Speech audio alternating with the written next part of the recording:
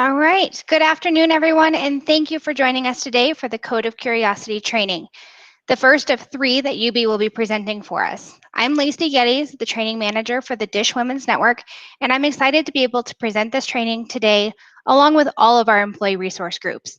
If you are not currently a member of any of our resource groups or would like to be an ally, please make sure to check them out on the hop. Now, let me take a moment and introduce UB, our guest today. UB is the co-founder of Jobber Group, a national talent strategy firm. This program puts action behind the conversations of conscious inclusion and unconscious bias. One of their main education platforms is the Breaking the Bias workshops that are designed to help companies and individuals create tools, methods, and strategies that systematically change an organization's ability to drive inclusion. So let me go ahead and hand it off to UB to get us started today with the Code of Curiosity workshop. Thank you so much for joining us.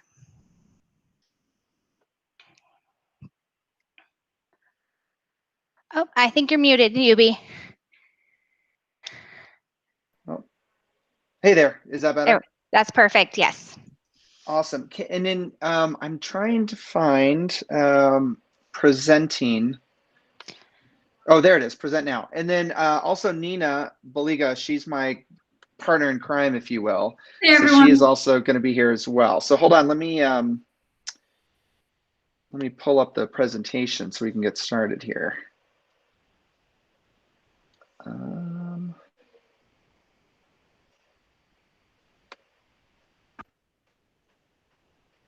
Where did it go?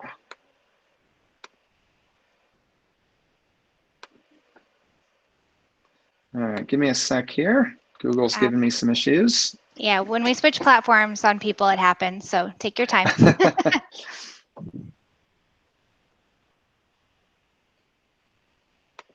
And welcome, Nina. Thank you for being with us as well.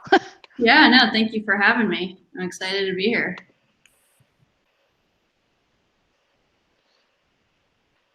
Yeah, so we can come in and maybe do intros while I do this, Nina. Give me a sec. So Nina, do you want to go first? Sure. Yeah. So I'm really excited to be here today. I am with the Breaking the Bias and Interview IA team. I'm the head of inclusive strategy and design at Interview IA. I created my own startup a couple years ago called Diversity. It was a woman-founded startup that focused on finding businesses that valued inclusion and connecting them to tech talent from underrepresented groups. I spent my first 10 years in the social justice nonprofit area before I pivoted into tech, and I taught myself front-end web development, user experience design, and that was when I recognized that the lack of diversity in tech was a place where I personally felt passionate about because I felt like I didn't belong or that I could be seen, valued, and heard. So my mission over the last 5 years is really to create a world where everyone can show up to work and be seen, valued, and heard. And that's why I joined the team at Breaking the Bias and Interview IA. UB was actually on my board of advisors for my startup, and it only made sense with our kind of similar ways of thinking that we would end up working together more closely to tackle how do we start to mitigate bias in the workplace, but also in our day-to-day lives as well. Awesome. And yes, thank you, Nina. And I'm UB Ciminieri. So just a quick background, we started Jobber Group about 5 years ago, a talent strategy firm. DISH was actually our first client. So we're always so happy to continue to be working with DISH even after all these years. And we've now sort of evolved into our new company, which is Interview IA. In between there, we created Breaking the Bias, which really focuses on the training piece of this methodology, this idea of bias awareness, empathy, understanding, and conscious communication to really help organizations through each individual person build more inclusive workplaces. And so Interview IA is our technology company now that takes all of the talent strategy work we've done, the training, And we're now delivering that through an interview platform to help companies truly build more inclusive and equitable candidate experiences. Like, we want to be able to, look and evaluate and treat every candidate in the exact same way, and base our hiring decisions on data, and instead of, where they went to school, for example. So we're really excited. This three-part series digs into how bias and empathy, really work within us, and how we can just be better just by tweaking our behaviors as they relate to our biases every single day and everything that we do. And so Nina's going to kick us off. I guess we can't. Yeah, I don't know if we have the ability to change our names, but I do want to talk about the traffic light check-in.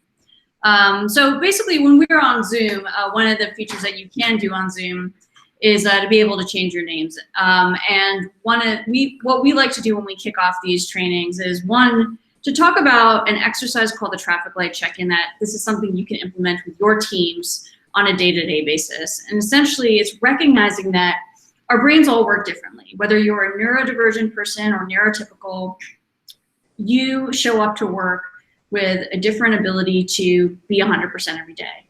What's important is not so much that you can or can't do your job on a certain day. What's important is to communicate your level of ability to bring your full self. And so what we usually do is we go around the room whenever we start our meetings, and we just say what our color is. Green means I'm feeling good, ready to hit the ground running. Yellow means not in my perfect state, but I can still function and get my job done. Red means I'm feeling overwhelmed and could potentially use a little bit of support today. And so this is actually a really powerful exercise to do, because it actually is a way to start building empathy with your teammates. So typically, one of the things we'll do in our trainings is we'll ask people to add their pronouns, which is also a really good practice to get into the habit of doing when you're having larger meetings, or even in your smaller meetings, especially in this day of, oh, you can post your colors and pronouns in the chat. That would be perfect. Thank you.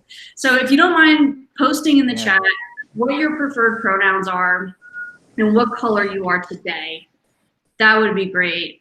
It's a way to start sharing, opening up, normalizing this behavior around pronouns, and kind of recognizing that our brains all work differently. Yeah, awesome.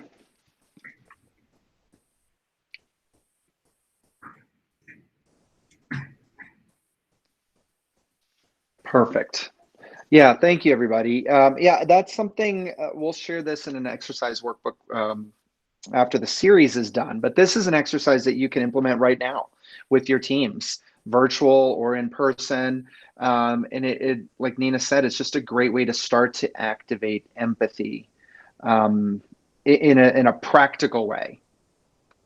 So we did the intro, so I'll skip through this. And just to kind of set expectations with everybody, to get the most out of this training, it's really about being mentally and physically present, participate. So we've got the chat function, which we will ask you all to participate through that as much as possible. We want this to be interactive. We want you all to feel safe, but yet be vulnerable. And we want this to really apply to what you all see and hear and do every day as it relates to this topic. So please keep an open mind, and let's be honest with ourselves, with each other.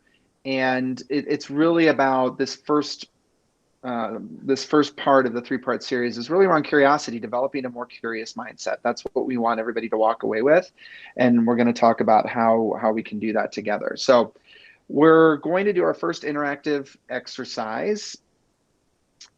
Imagine you're walking through a grocery store and you have a choice to make in the chip aisle.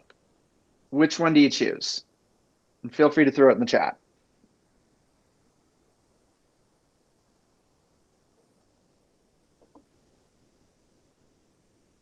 Okay, kind of an even split, Nina, wouldn't you say? Yeah. Neither. Leslie doesn't like either. Which one's cheaper? Kiara wants both, or Kiara. I like it. So let me ask you this question. Which one is healthier for you?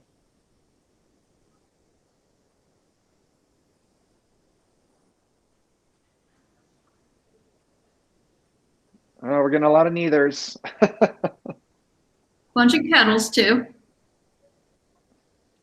Organic. Okay. Yeah. Yep. So, and that's sort of the point to this first exercise. If you actually look at the information on the back of these chips, they're pretty much the same, right? We just have preferences. We have preconceived opinions that aren't always necessarily based on facts. We look at the we look at the front here of each of these and we say, oh, I prefer kettle because they're healthier, because there's a big organic green sticker on it. Or I prefer Lay's because that's what my mom gave me in my lunch every day when I went to school growing up. And so the point is that these answers come to us pretty quickly, right? They just automatically, we know which one we're going to pick or how we're going to answer that question of which one's healthier. And again, those are preconceived opinions, but they're not always based on facts. So Nina, what the next one's really contentious. The other one is going to be really contentious. So get ready. Which is your preferred one, Apple products or Android? Oh my gosh, this is really this fast. One's faster. Everyone has a really quick answer to that. Wow, I'm looking at the chat on my phone. Wow. Got to scroll up to see the answers. Let's see, a lot of apples, but there's still a decent Android Google base in here as well. Yeah. I like Michelle's got 2 phones. Maybe that's the answer. Android for work, Apple for play. Right. So, okay, here's a follow-up question. For all of the Apple users in the room, what personality traits do you associate with people that have Android phones?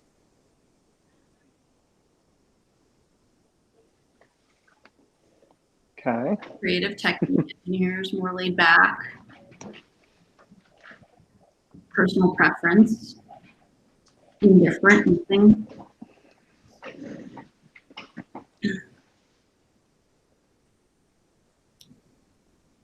Okay.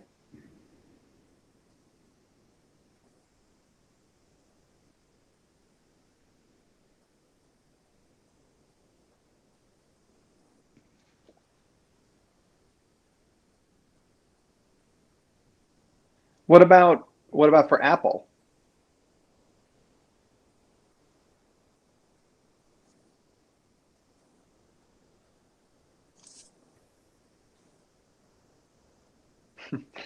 Like to spend money, right?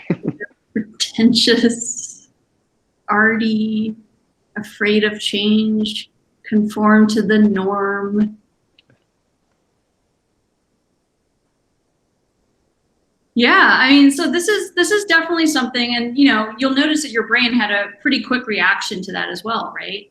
We take objects and we start to overlay thoughts, opinions, preconceived ideas onto the objects. And how does this become problematic, UB? Well, yeah, I mean, it's yeah, when we start to do that, that's where unconscious bias really starts to become dangerous, when we start to apply these things to people. And for example, Joe, who's one of our partners, when he and I used to go to Silicon Valley a lot in our early days, I have a MacBook Air. He had a PC laptop, and there's this bias in the Valley in particular, and maybe it started there, that companies whose employees all have Apple products just tend to be way more creative. And so Joe felt like he had to buy a MacBook Air just for show because of the technology leaders who we were meeting with. He was afraid they would never take us seriously if he walked in with a big old PC laptop. And that's a problem. And that was his bias, right? And, it becomes really important for us to be aware of that. And because that's where we're starting to take these ideas, these opinions that we have of things, and layering them onto people, and that's and it just happens, right? That's just an automatic thing. And so for us to start to mitigate bias, we have to truly be vulnerable with ourselves. We have to be aware, and we have to start reflecting on where did our opinions and where do our snap judgments come from? You know, where how were those formed? What experiences in my life or the people in my life or where I grew up, how did that all inform that? And that's how we really start to mitigate our own biases as individuals, is by reflecting on that. And so just a couple things to kick us off, right? Like, we want to level set here. We're all biased, right? I think, you know, there's a lot of conversations that are happening in our society today, and people are being called this, that, or whatever. And, you know, their immediate defensive reaction is, no, I'm not. And what we're trying to say is, look, we all have bias. Bias is neither positive or negative. It just is. How we behave towards those biases, that's when it starts to become positive or negative. So we just have to start with the fact that we all have bias. Doesn't mean we're broken, doesn't mean we're racist or sexist or whatever. It just means that we're human. That's the one thing that we all really truly have in common.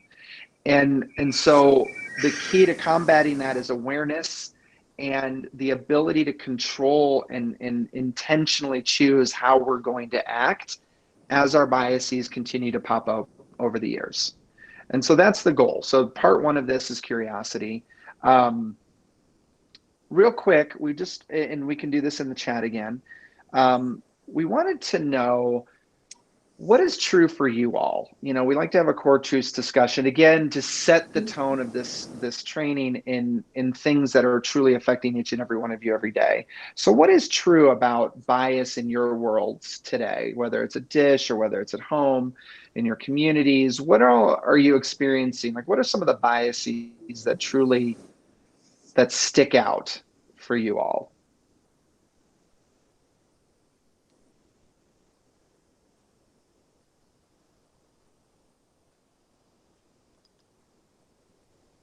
Gender, years of experience, education, seniority. Income disparities or perceived wealth. Mm-hmm. Politics. Anti-fat bias. Yeah. Yeah, masks. Yeah.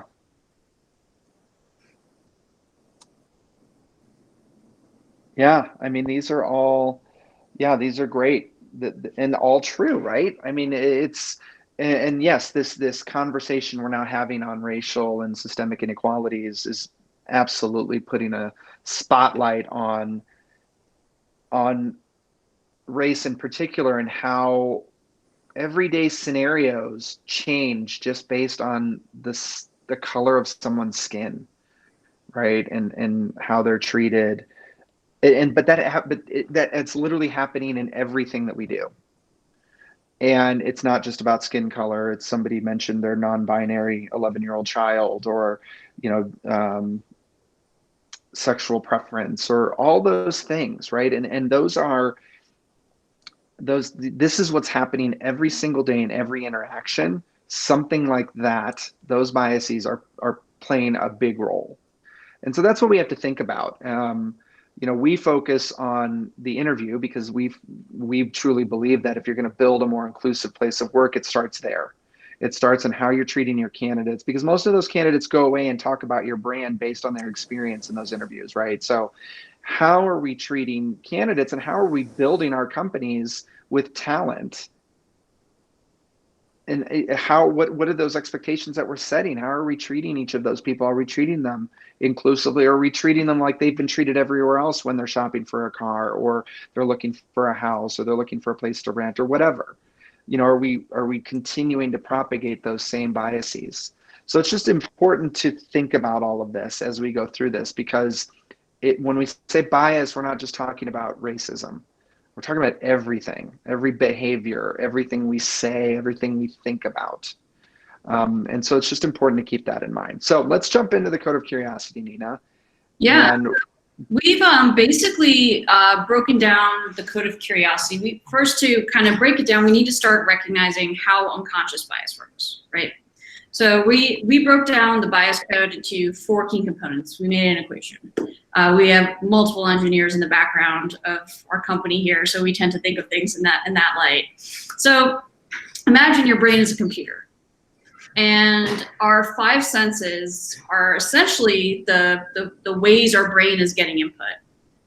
And so we're doing it through our smell, through our touch, but there's one sense that's overwhelmingly taking in way more data than the other 4 senses combined, and that's our eyes. We rely really heavily on our eyes for the information that's coming into our brain. The thing is, though, despite the fact that we're getting in all this information, we're only able to process a small amount of it. So this is kind of part 1. We're taking in a lot of information, but we're not necessarily absorbing and analyzing all that information. So this is kind of the first part. UB, what's next? So next goes back to sort of what I alluded to earlier, which is how our opinions and snap judgments have really come to be. And it starts with internal and external factors. Think of these as, the lenses or the parameters through which all of that information Nina just talked about gets processed. And so internally, how many of you have heard of Maslow's hierarchy of needs?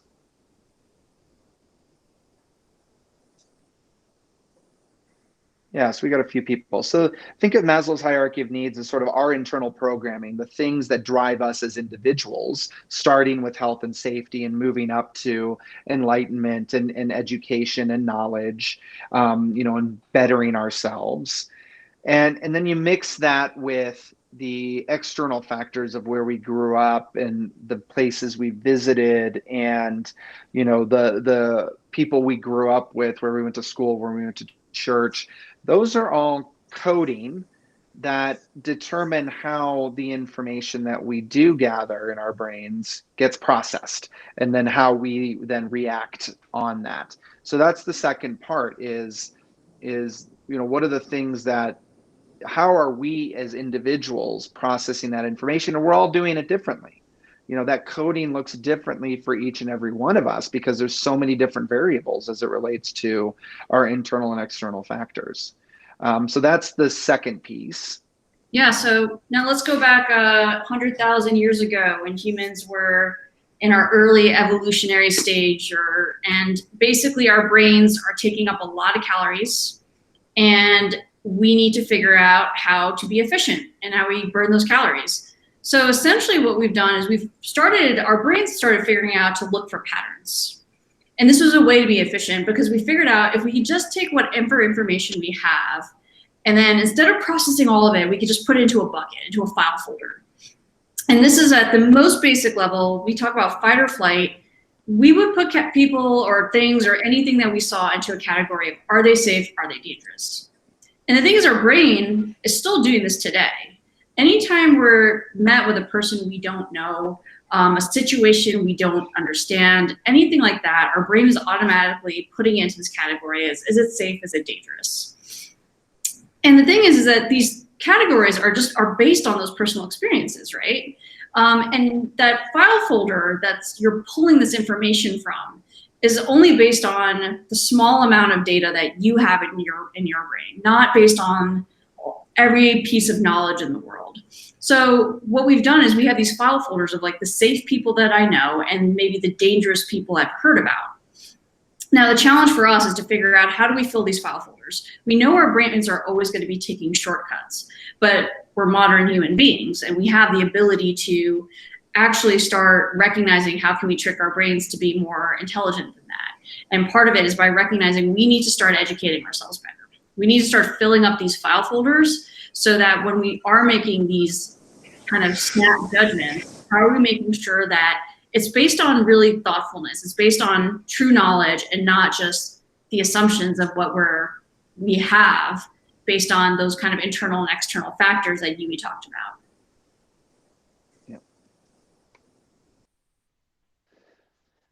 All right, and so then a lot of this gets driven by this concept of uncertainty equals pain. So we're going to do another visual exercise here. What does everybody think this is?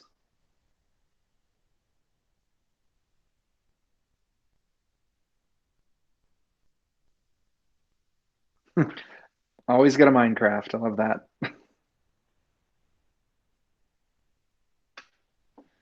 Number 4, cactus, satellite dish. A satellite dish. Stoplight. Giraffe on a tree. Oh, I like that one, yeah. A heat map. Never heard that one before. Oh, wow. Interesting. Well, so follow-up question. I mean, how do you feel looking at this picture? What are you feeling right now?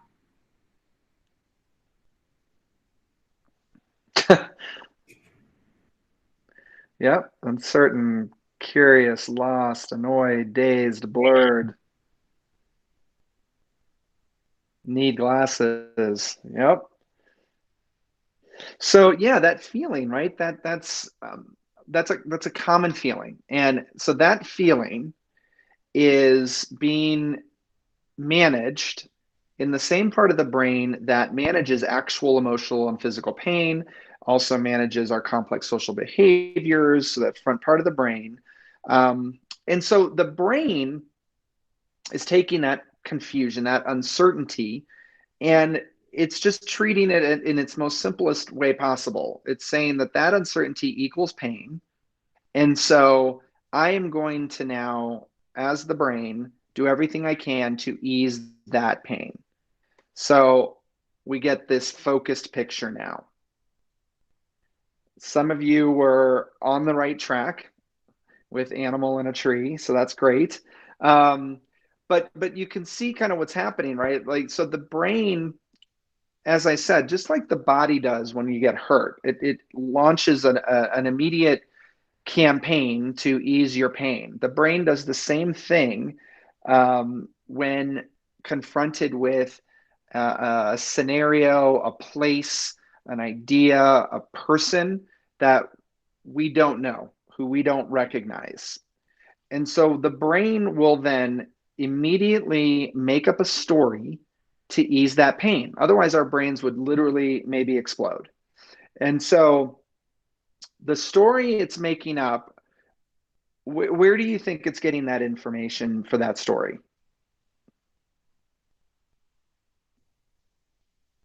Throwing that out there as a question.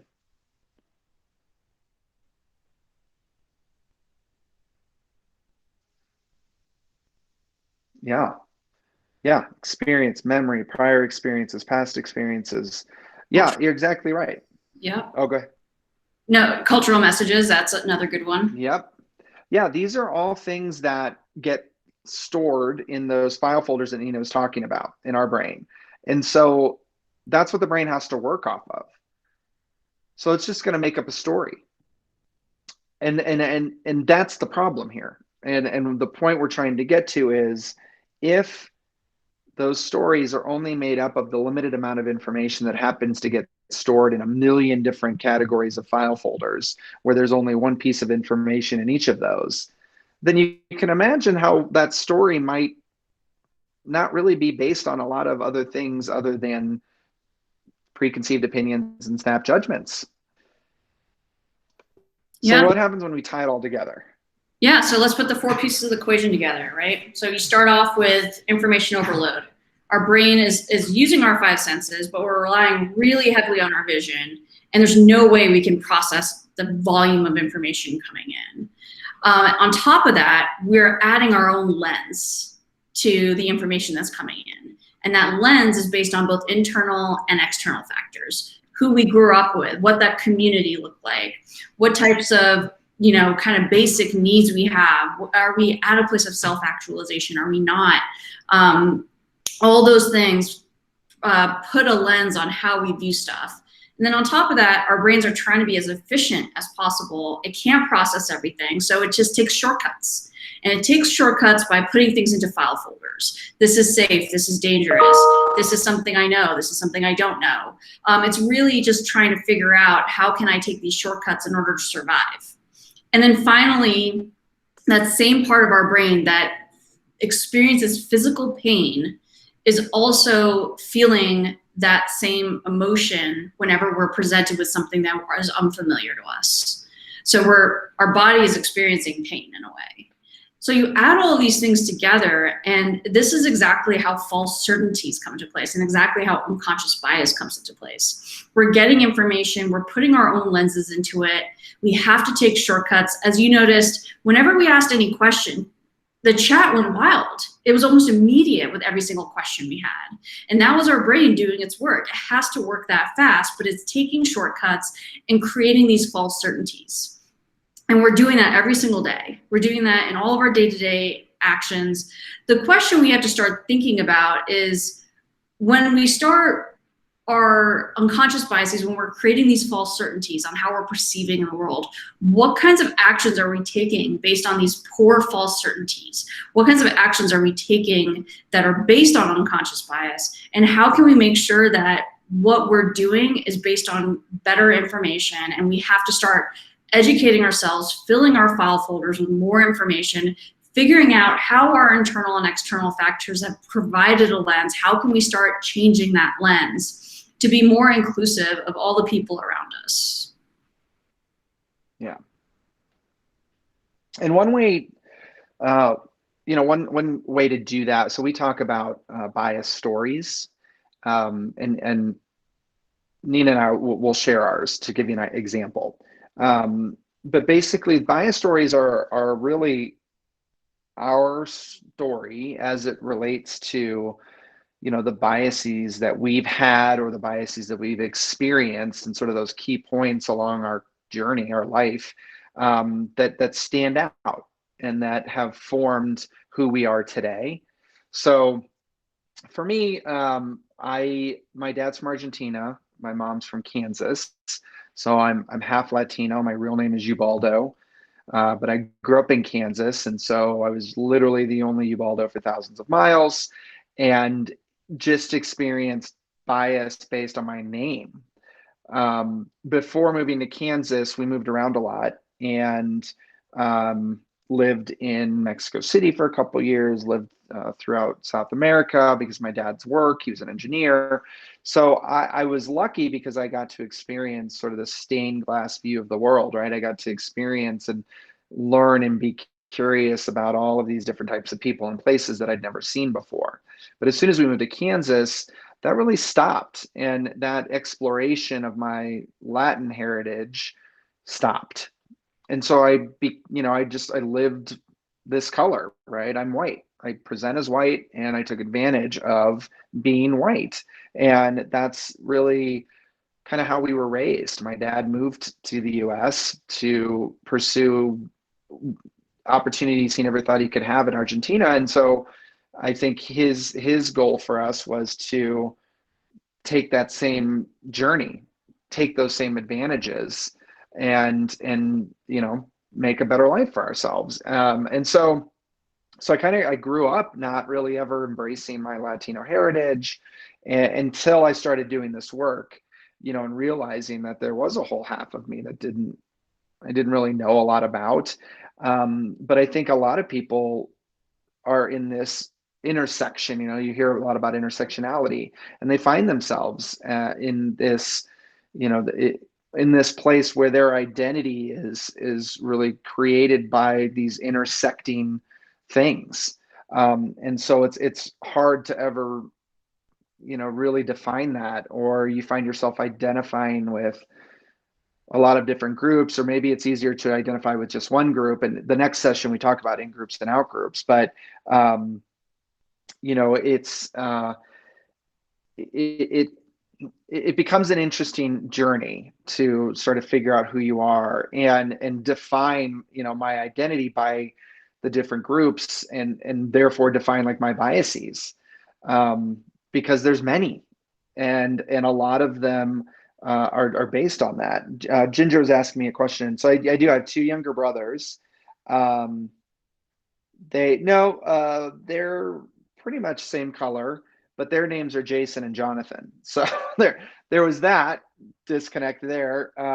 And no, I don't think any of us really had a hard time growing up, other than that name.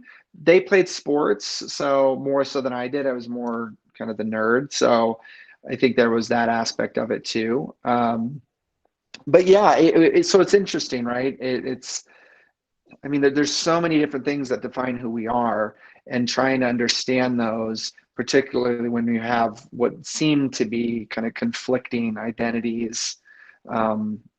It's hard to do that, but those have been the biggest ones for me, is sort of embracing that other half of me, and accepting that other half, and accepting just my name, and realizing how powerful a thing that can be.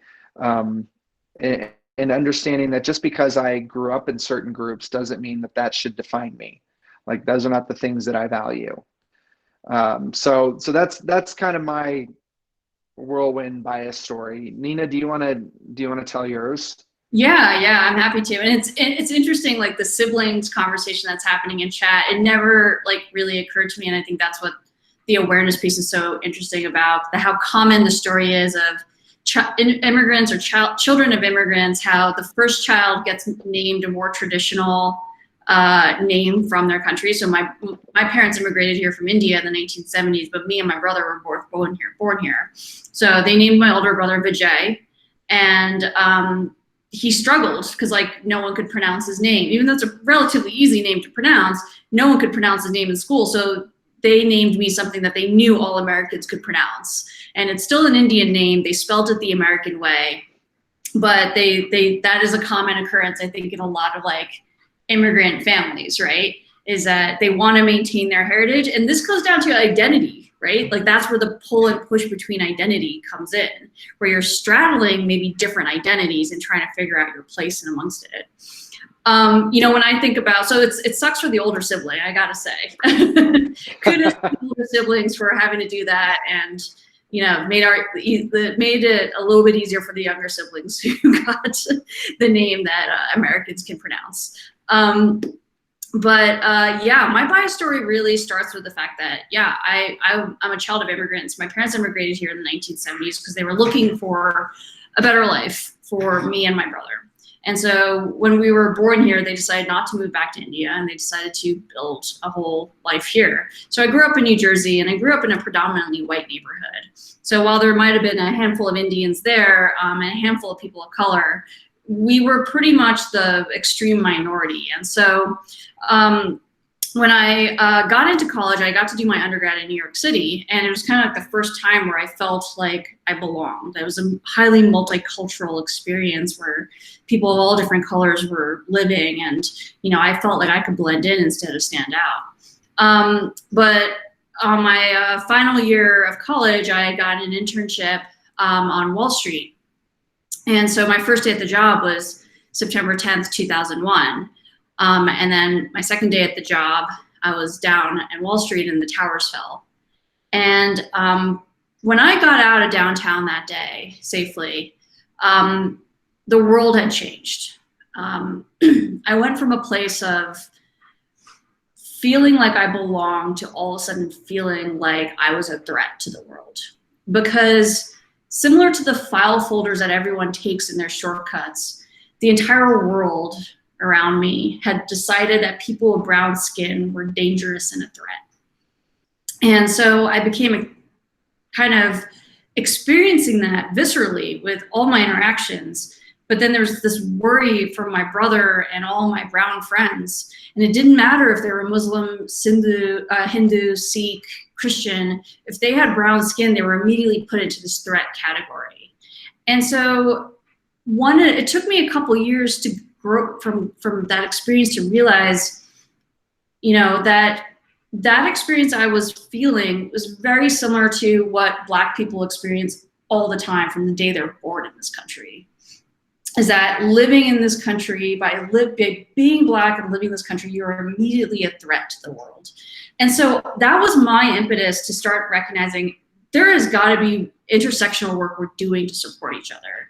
I became very involved in the South Asian activist movement, but then I also recognized that we had to support the Black movement as well. We had to support other underrepresented communities in their fight for equality as well. And so intersectionality became a key component to all the work that I started doing after I graduated college. But it spawns from these kind of more traumatic experiences sometimes. And then it's not like you always have you can have aha moments, but sometimes it takes years to get to a place where you process things and start to take real action. And that's okay, but that's part of my story. So thank you for listening and letting me share that. Does anyone want to come off mute and sort of share their bias story, or, you know, give it a go, as they say?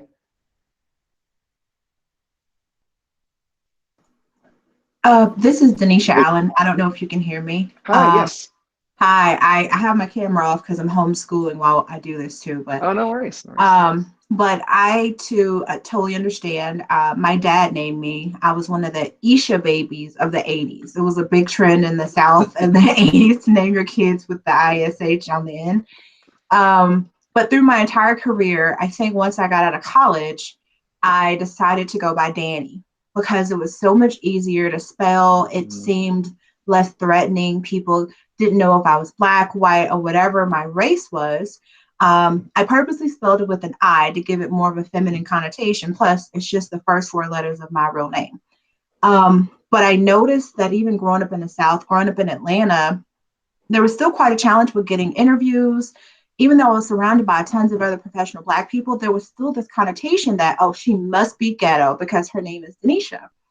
Unfortunately, that has followed me throughout the course of my career, and I've been in IT for almost 20 years. I'm constantly in spaces where there's very few people that look like me, male or female. I've worked with lots of Indians in the past, and they've always been the ones to embrace me because we have similar challenges in people pronouncing our name, trying to find ourselves in a place where we may not have cultural roots. And I've always found it to be interesting that no matter how many times I try to explain to people how to spell my name, it's really simple. It's Danish with an A on the end. It's like the pastry. It's still met with resistance. It's still met with a lot of aggression. And I've even, unfortunately, even since I've been at Dish, I've had to correct people about my name. And I swear 30 seconds later, they're still calling me something different. And so I've gotten to a place where I don't respond. It's not to be rude, but if I put emphasis on respecting your name, your culture, it's very little effort to just reciprocate it. So finally this year, I no longer decided to go by Danny. My dad named me Denisha. He told me why he named me that. He wanted people to stop and think before they address me. And I was like, job well done, because most people get really tripped up before they try to pronounce my name. But I just understand being met with bias, being met with judgment before people actually meet you in person. They see facets of you on paper and they make snap judgments. So I know what that feels like. I know what it feels like to try to own and embrace all parts of your culture. The wonderful thing about being Black, though, is not a monolith. My experience is different from someone else's. We share a cultural root, but our experiences are our individual experiences. So, you know, I get it. I'm still dealing with it. And I think the older I get, the better I become at dealing with it. I'm not so sensitive about it. You know, I understand there's some of it's rooted in ignorance, some of it's rooted in stubbornness, and some of it is literally people just don't know. So thanks for letting me share, but that's my story. No, thank you for sharing. I think that you brought up so many, I mean, I can't even address all the points because I'm just like, yep. Yeah, exactly. One of the things that UB and I do is we co-host a podcast called Choose Inclusion. And one of the series that we've done is called the Black Voices Matter series. And it's like exactly that. Like the Black community is not a monolith. And there's many different voices and perspectives and kind of cultural nuances and all of that. going on. And so, yeah, I highly recommend folks listen to that as well if they want to kind of start filling up their file folders with more information. Yeah, and I think that's the key. Is there, would anybody else like to share before we kind of keep going? I'll do a quick share. Oops. Go ahead, Ginger. Oh, okay. So like totally on the other side of the coin, I'm a white girl with super blonde hair. Like the things that I deal with are, I have a lot of Black friends, but they don't bring me around their other Black friends, you know? So it's like, I think they're a little worried that I won't be accepted. So they kind of keep me separate from all of that. And then I also worry about, I'm the one that made the comment about the masks earlier, being so political, you know, like you're automatically, you know, like a Democrat. It gets into Democrat or Republican in Orange County on whether you wear a mask or not.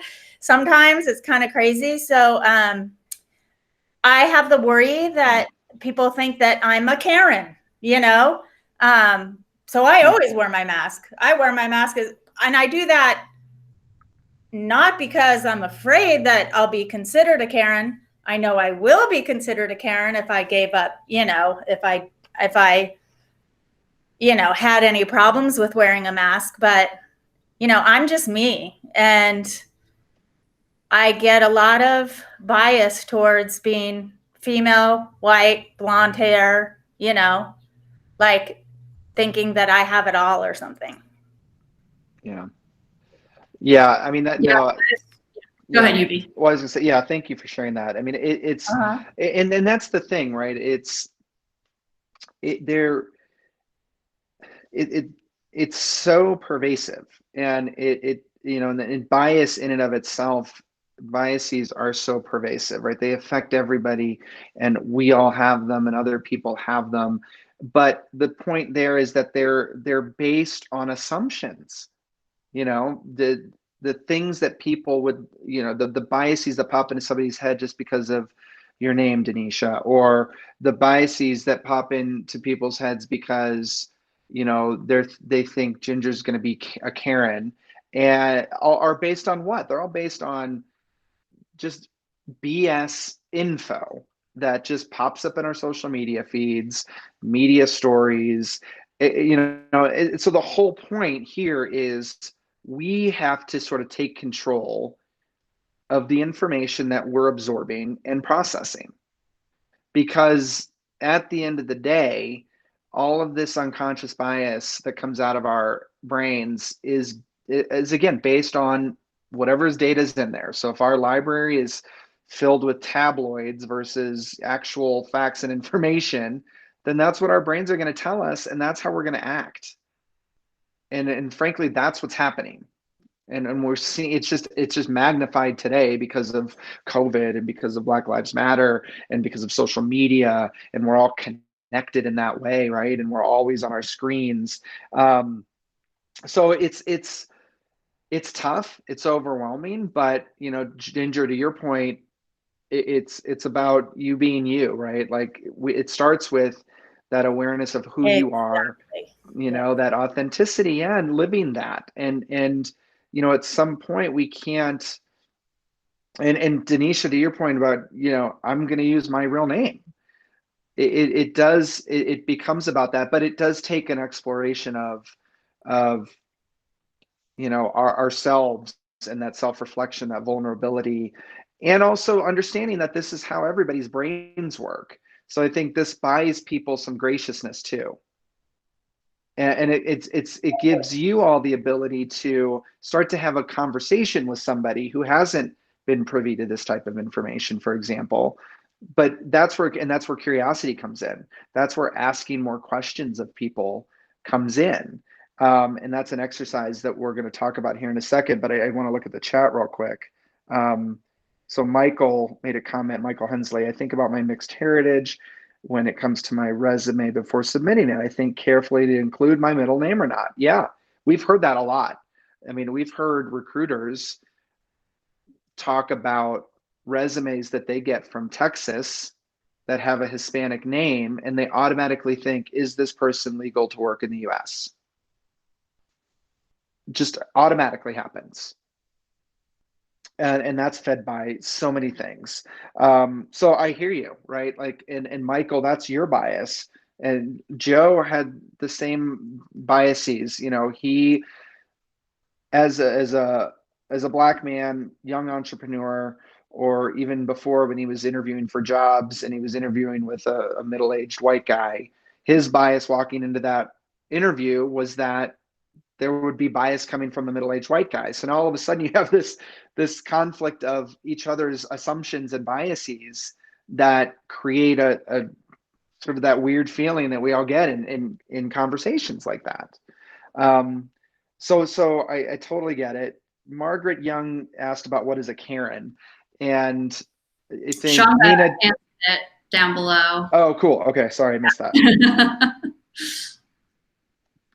Very cool. But did I miss anything else, Nina, on there? I just had a quick comment. Oh, please. My name is Felicia, which with my maiden name of Wall, some people just reading the name would assume that I'm Black. I am white, and I grew up in Southern California in an area where, so at my high school, it was basically 50% Hispanic and 50% Asian. There was like maybe almost a 1% of white people and maybe like 2 total Black people in the school. And so I was very accustomed to being around, and all my friends were Hispanic and Asian. And my parents, my mom is dark-haired and dark eyes, and everybody would assume that she spoke Spanish by looking at her. Whereas my dad, complete head of white hair, blue eyes, very light skin, and everybody would assume that he didn't know Spanish. Well, he actually lived in Argentina for 2 years and would, you know, go out speaking Spanish without a hitch. And, you know, my mom had no idea how to speak any Spanish. And so it was really interesting to kind of see the different dynamics that were happening with each member of my family. My older sisters, Angela and Jennifer, had very white names, and so they didn't have any confusion there. But, you know, some people thought my name was Hispanic. Some people thought my name was Black. And it was really kind of a culture shock for me when I moved to Utah and everybody was white. And I couldn't find any of the culture that I was used to growing up with. And so it was kind of interesting to sort of learn more about what typical white culture was like, which is actually also compounded with the typical religious culture here that's very different than anywhere else. So a lot of different assumptions from all those different things in my life. Yeah. Oh, incredibly so. Yeah. That it's. And that's where curiosity just really plays an important part in this first, you know, piece of the puzzle, and why we're so heavily focused on it. Because at the end of the day, if we're more curious, right, and if we can fill our file folders with more information, then we'll make fewer errors in decision making. So looking at it from a work perspective first. Right. The more information we have to go on, the more information we have about our coworkers or candidates in the interview process, the more data that we're working from that's factual, then we'll make better decisions. It's that simple. And then we'll also be less judgmental if we're more curious. We will want to know more about people. Will want to ask questions instead of making snap judgments in our head that are based on, again, not a lot of factual data, just opinions. And most of the time, those are opinions that other people have that sort of just became part of us, right?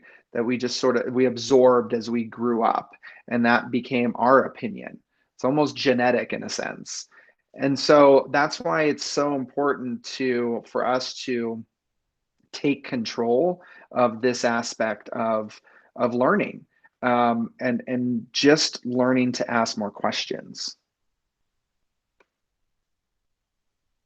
So the keys to remember, what we want you to walk away from this, you know, if nothing else, is to start building self-awareness. Learn what are the triggers, what are the things that are triggering your own biases, and start to think about how they developed. Where does it come from? Does it come from the media? Does it come from where you grew up? Does it come from other experiences that you had in your life? Learn what those triggers are, and then start to think about how can I deconstruct that and consciously fill my file folder with more information. Because at the end of the day, we're all telling ourselves stories, right? And that's part of our brain trying to be as efficient as possible. We tell these stories, but we can actually take a step back, become aware, and start controlling the stories that we're telling ourselves. And that's what we should all be striving for on our day-to-day lives. So we want to leave you with an exercise that you can, start doing whenever you feel like it. It is about building curiosity. So we want to start with some common mistakes that we have seen over the years in terms of when people are having a conversation or an interview. We've seen these common mistakes pop up that can prevent us from building a better library of information in our file folders. And so, one thing to think about is when you're talking with somebody, or if you're in an interview, or you're talking to a customer, right? Does this sound like an interrogation? Do I sound like I'm interrogating somebody? And again, a lot of times people don't necessarily know that they may sound like that, but that's how it's coming off. The third part of the series is all about conscious communication, and it's all about the nonverbal aspect of communicating. And so it sometimes just in our facial expressions and the way we move our hands and the way we're sitting can come off in a different way than what we're actually saying. Are we asking too personal of a question, or are we not asking the right questions? Are we limiting the type of information that we're trying to get from somebody? So questions are key. How we ask them determines how inclusive somebody might feel in that conversation, in an interview. If we think about that, are we asking different people are we asking people the same question but in different ways? Or are we asking different questions of people based on where they went to school or the color of their skin, right?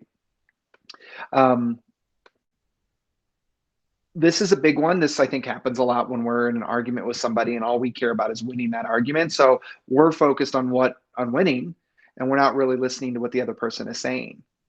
Does that happen? In an interview, does a hiring manager make the decision on whether they would like this person or not at the very beginning of the conversation? So then they spend the rest of the time in that interview just trying to confirm that decision that they've already made. So they're not really listening to what the candidate's saying. We talked a little bit about this in the chat. Assumptions based on a resume, their appearance, their look, their accent, how they communicate. I mean, all of these things. We have to think about these before and in the middle of a conversation with somebody. And then because of that, are we misreading what they're trying to tell us? Are we failing to create a situation where if I hear something I don't quite understand, am I comfortable enough to gain information to get clarity around that? So to combat that, we look at these 6 steps, and 1, 2, and 6 or 5 go well together, because this sort of setting the stage for a great conversation. Are we making each other feel comfortable? Are we bringing our authentic self into that conversation? Are we offering up vulnerability, very much like Nina and I did with our bias stories? And are we asking for that back? Are we setting that sort of understanding between the two of us? Because what that does is it gives us the ability to address concerns that come up, or clarifying, setting up a comfortable way for us to clarify things that we don't quite understand. We shouldn't have to shy away from conflict. And right now there's a lot of conflicting conversations going on with politics and Black Lives Matter and all of these things that are happening. We should feel comfortable enough in a conversation to be able to clarify things. Otherwise, we're just going to make assumptions. Consistency is big. That active listening we'll talk about in the third part of this series, and then keeping the dialogue open. And so, here's an exercise that you can do. It's can we take our snap judgments? Can we take the assumptions and the preconceived opinions that we make and think about how they would make you feel if somebody made those about you? And then can you turn those into questions so that when you find yourself in the situation where that snap judgment will pop up, can I instead ask a question that helps me fill in my file folders with more better information so that that snap judgment won't pop up again? And then just ask questions. You know, this curiosity building, it's just about becoming comfortable and valuing curiosity over judgment. And how did that whole thing make you feel? And so this is a big curiosity activator for us, and we think it's a great first step to just being able to intentionally and consciously act a little bit better every day. We're not going to get rid of our biases, but we can certainly control how we react, and we can control the stories that we're telling ourselves. Awesome. So I think we're at time. Any questions that anybody wants to throw in the chat real quick before we close this first session?